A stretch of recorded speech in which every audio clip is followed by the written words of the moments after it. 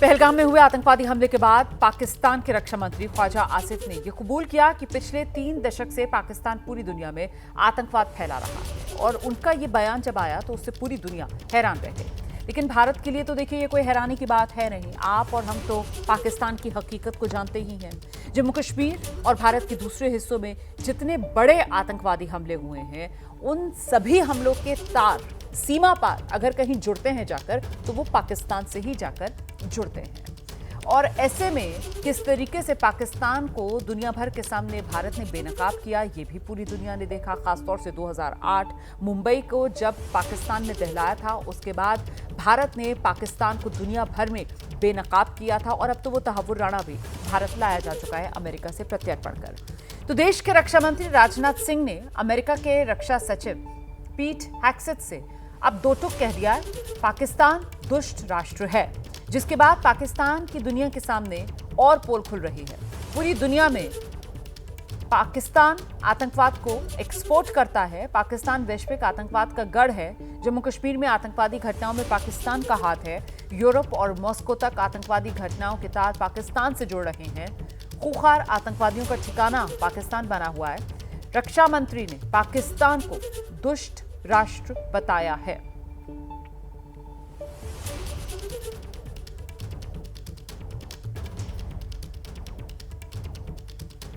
सीधे आपको लेकर चलेंगे। हमारे साथ हमारे सहयोगी नीरज राजपूत इस वक्त मौजूद है। और जरा नीरज से ही समझते हैं कि रक्षा मंत्री राजनाथ सिंह ने पाकिस्तान को एक बार फिर दुनिया के सामने बेनकाब करने का काम किया। कैसे भारत की तरफ से पाकिस्तान को बेनकाब किया जा रहा है, नीरज राजपूत इसी पर जवाब दे रहे थे। नीरज। बिल्कुल रोमाना, देखिए, रक्षा मंत्री राजनाथ सिंह ने जब बात की पीट हेग्सेथ से, जो उनके अमेरिकी समकक्ष हैं, यानी कि अमेरिका के रक्षा मंत्री हैं, उनसे साफ कहा कि उनकी जो पूर्व विदेश मंत्री थी, जिन्होंने कहा था कि पाकिस्तान अपने बैकयार्ड में सांप ना पाले, तो उन्होंने याद दिलाया कि ये पाकिस्तान दरअसल रोग स्टेट है, दुष्ट राष्ट्र है, जिसको अमेरिका जो कहता आया था कि अभी तक नॉर्थ कोरिया और ईरान है, इस लिस्ट में पाकिस्तान को भी जोड़ना चाहिए। ये रक्षा मंत्री राजनाथ सिंह ने सीधे तौर से पीट हेग्सेथ से कहा। और उन्होंने बताया कि किस तरह से, चाहे फिर वो अफगानिस्तान में तालिबान हो, हक्कानी नेटवर्क हो, यहाँ तक कि हाल की, ये तो पुरानी बातें हो गई, लेकिन हाल के सालों में भी आप जम्मू कश्मीर में देख रहे हैं, पहलगाम का हमला देख रहे हैं। ईरान में जो अटैक्स हुए हैं, टेररिस्ट अटैक्स हुए हैं, सुन्नी कट्टरपंथी आतंकी संगठनों ने, वो बलूचिस्तान से ही ऑपरेट करते हैं, जिसके चलते पिछले साल ईरान ने जो था स्ट्राइक किया था बलूचिस्तान में। इसके साथ साथ मॉस्को में जो लास्ट ईयर में बहुत बड़ा जो टेररिस्ट अटैक हुआ था रोमाना कॉन्सर्ट हॉल में, जिसमें 100-150 के करीब जो है लोग मारे गए थे, उन सब में भी जो आईएसएस का जो नेटवर्क पता चला था, वो आईएसएस नेटवर्क पाकिस्तान में ही था। आईएसएस खुरासान का ही ग्रुप था वो, जिन्होंने पाकिस्तान में ट्रेनिंग की बात इसमें सामने आई थी। और खुद अमेरिका भी इस बात को मानता है कि इस कॉन्सर्ट हॉल में पाकिस्तान के जुड़े हुए लोग थे, जो कि जिन्होंने ये आतंकवादी हमला किया था।